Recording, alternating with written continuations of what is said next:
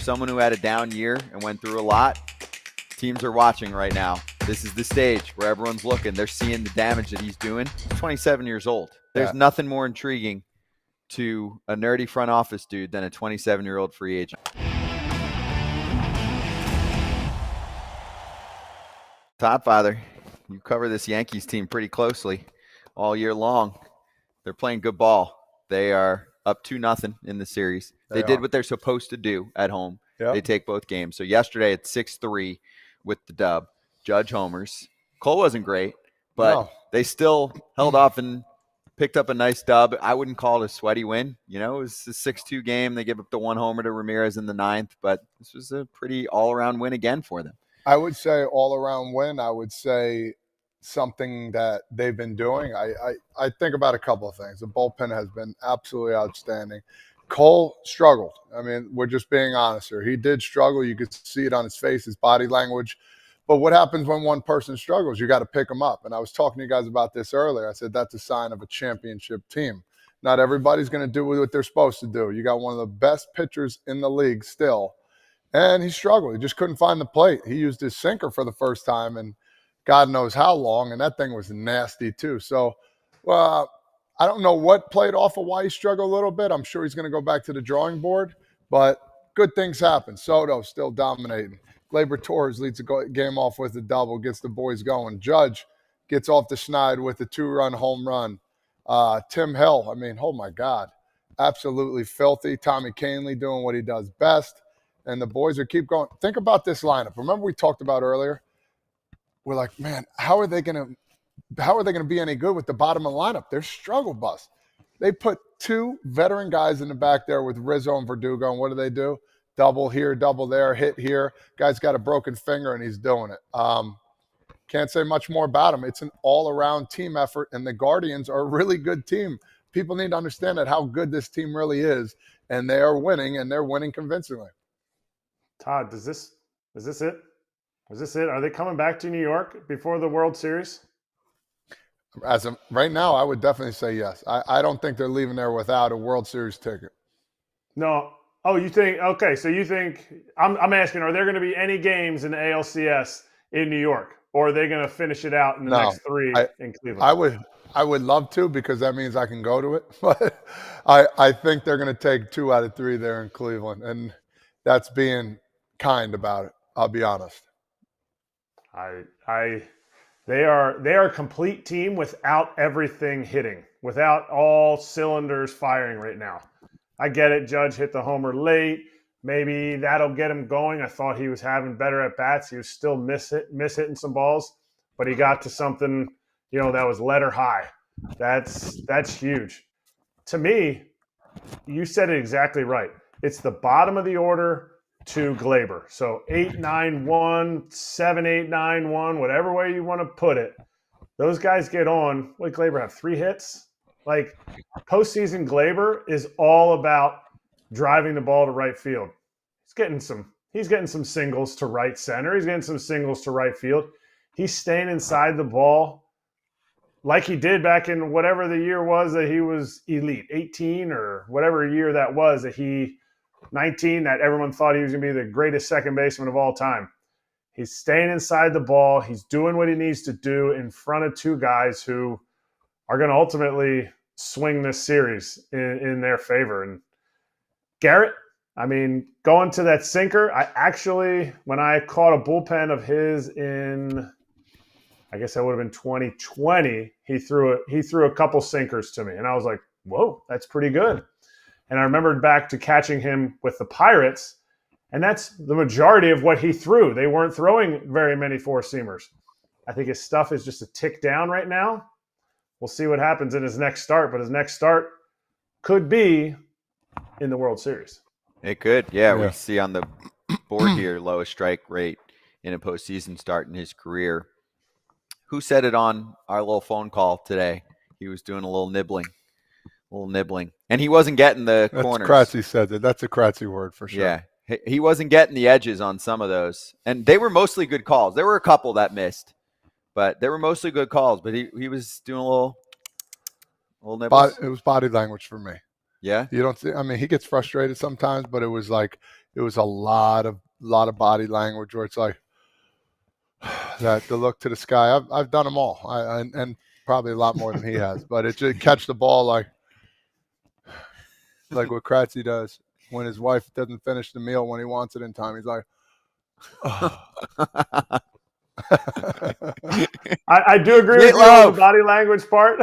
I do agree with you on the body language part because, and I don't know that it was necessarily, he's emotional when he's out there. As much as people want to say, oh, he's precision, he's like a robot. He has his emotions. He gives up a hit and he's like, smiles like, how could that guy get a hit off of me? Or, the emotion of this one. Yeah. Or wide. When a guy is nibbling with his career numbers, to me, it means he understands what he's seeing the hitters. Hitters will never lie.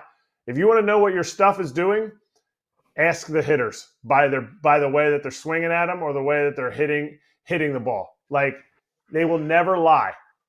They're popping balls up that I think used to be swing and miss at the top of the zone.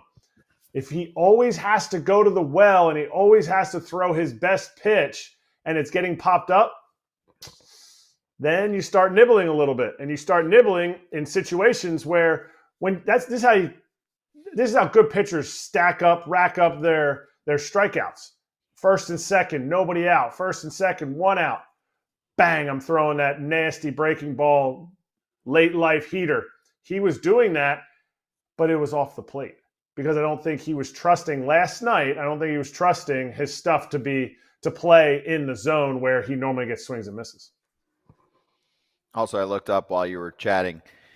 2019 was when Gleyber Torres hit 38 home runs, 90 RBIs. Although I feel like half of them were against the Orioles, rebuilding Baltimore Orioles back then, right? Still that hit was them. The whole thing. Yeah. I think it was like 10 or 12 of them. 13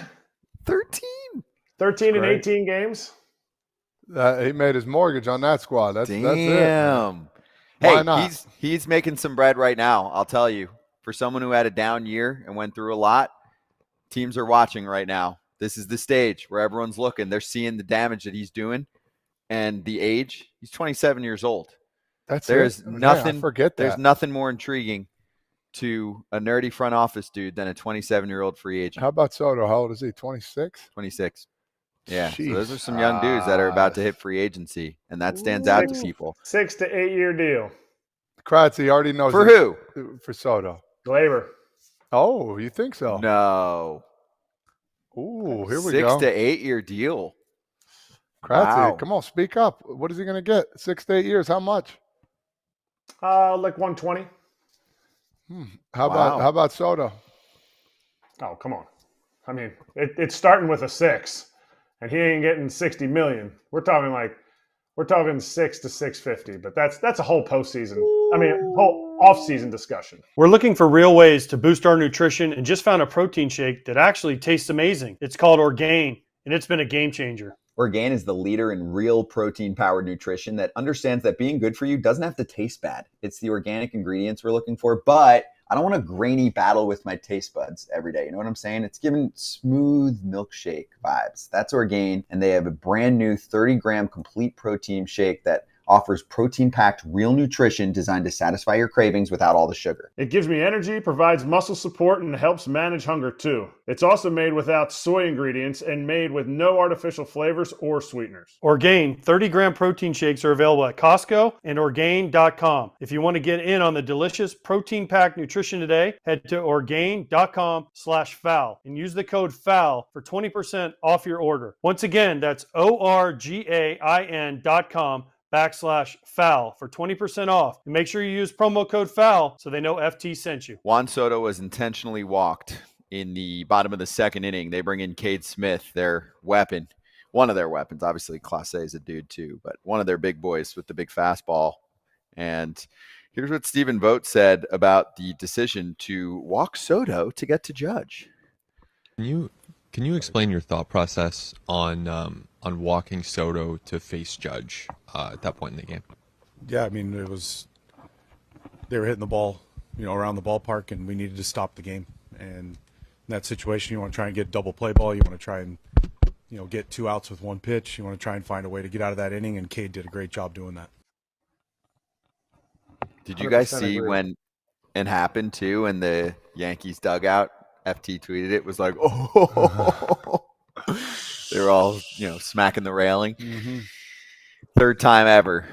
Hitter before him was intentionally walked. Happened in 2016. He struck out against Matt Strahm against KC in the 13th inning. They intentionally walked Chase Headley back then, and then top of the 8th inning. This was Cespedes Family Barbecue, looking it up, in August, right, of this year. That was that game where they walked Soto, and then he homered off of Chad Kuhl. Insanity. Mm-hmm. All right, Kratz, Soto was hot during that time. He went through one little spurt where he wasn't hot. So this guy he's incredible. Yeah. But is he back? Do you guys see it in a swing, right? Where there were good signs the last few games, and now it's coming together. Is it working like that for him? It's just one pitch, and he's back to where he needs to be. That's it for him. I would have done the same thing that Voter did. The only thing I would have done differently, and I know he's never thinking Cade Smith is only getting 3 guys, but rarely now do you see somebody give the intentional walk and then bring somebody in. Normally the play is, and I know Cade Smith is going to be out there for more than 3 guys, so don't roast me on this, but normally you bring the guy in, intentional walk, now that guy only has to face 2 batters. But I completely agree. And you even heard, if you were listening to TBS, Frank Hoare was like, are they going to walk Soto here? Is this really going to happen? And it was so it's not just like all of a sudden Stephen Vogt was like, I'm going to walk this guy. No, the play is the matchup. Cade Smith's fastball plays above the zone to Judgy. And he didn't come in nibbling. He came in just blowing cheese and walked off the mound. Yeah, well, he got the sac fly and then the well strikeout, but I mean, kind of mission accomplished there. You only get the run. Could have been much worse. So good for Stephen Vogt. And then Gaddis later on had only given up 1 homer to 139 right-handed hitters faced this season. So Judge was like, let's make it 2. Incredible. 2 other quick things, then we're going to step aside because Max Muncy is about to join us. So Brian Rocchio dropped a pop-up, but I also want to praise Stephen Kwan because he's just an absolute playoff monster, and every good playoff team can use a Stephen Kwan. Yeah, but those are my 2. Just want to throw those in there. Anytime Kwan's up, I feel like he's going to do something like a double to opposite field or hit something. Dangerous hitter. Rocchio's a great glove too. He's a great defender. He had his Luis Castillo moment for people old enough to remember that. And he only gave up 1 run. It was the first inning, so you can't really look back on that and be like, wow, we lost the game because of you. No. Hey, everybody. Be sure to like and subscribe for more content. We're back here every weekday, all year long, so do not miss an episode. The videos are coming in all day. Here's another video you might enjoy. Baseball the way it should be covered.